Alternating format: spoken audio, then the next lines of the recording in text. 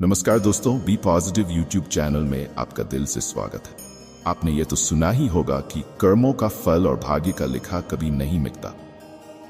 हम अपने अच्छे और बुरे कर्म इस धरती पर करते हैं और सोचते हैं कि हमें नहीं देख रहा, लेकिन एक अलौकिक शक्ति है जो हमेशा हम पर नजर रख। जैसा बीज बोओगे वैसी ही फसल प्राप्त करोगे। यह कहावत आपने जरूर सुनी होगी। जैसे आप कर्म करोगे वैसा ही आपको फल मिलेगा। लेकिन मेरा आपसे एक सवाल है, क्या आप इस बात पर यकीन करते हैं कि जैसा आप कर्म करते हैं वैसा ही आपको फल मिलता है? आइए इस कहानी के माध्यम से इसे समझते हैं। दोस्तों, ये कहानी बड़ी ही शिक्षाप्रद, महत्वपूर्ण और ज्ञानवर्धक है।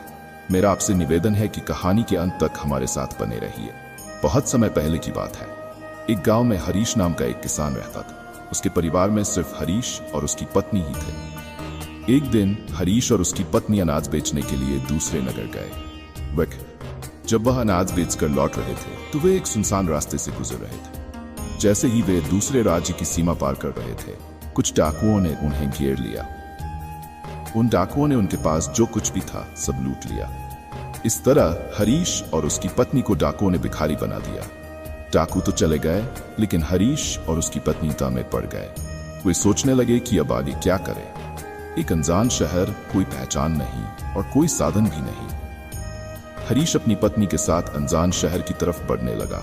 उसे ये चिंता सता रही थी कि अब वह क्या करेगा और कैसे करेगा। रास्ते में उन्हें एक महात्मा की कुटिया दिखाई दी। हरीश अपनी पत्नी को लेकर उस कुटिया की ओर चल दिया।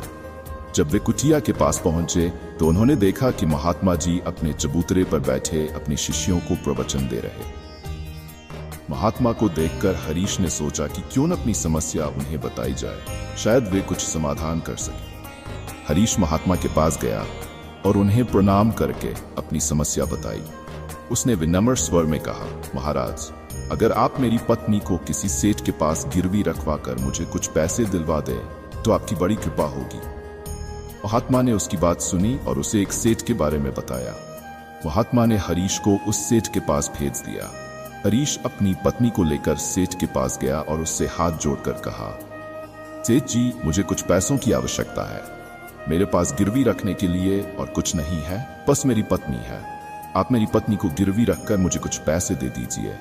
मैं उन पैसों से व्यापार करूंगा और जल्दी ही आपकी रकम ब्याज सहित वापस कर दूंगा। तब तक मेरी पत्नी आपके पास गिरवी रहेगी। सेठ ने हरीश की बात मानी और उसे पैसे देकर उसकी पत्नी को गिरवी रख लिया। हरीश ने उन रुपयों से अनाज का व्यापार शुरू कर दिया और जल्दी ही वह किसान से व्यापारी बन गया। उसने कम समय में अच्छा खासा धन अर्जित कर लिया। 8 महीने बाद हरीश उसी नगर में वापस लौटा और सीधा सेठ के पास पहुंचा। उसने सेठ से कहा, सेठ जी, मैं आपकी रकम लेकर आया हूं, कृपया मेरी पत्नी को मुझे वापस लौटा दीजिए। सेठ ने उत्तर दिया, भाई, तुम्हारी पत्नी 3 महीने पहले अचानक बीमार पड़ गई थी और उसकी मृत्यु हो गई।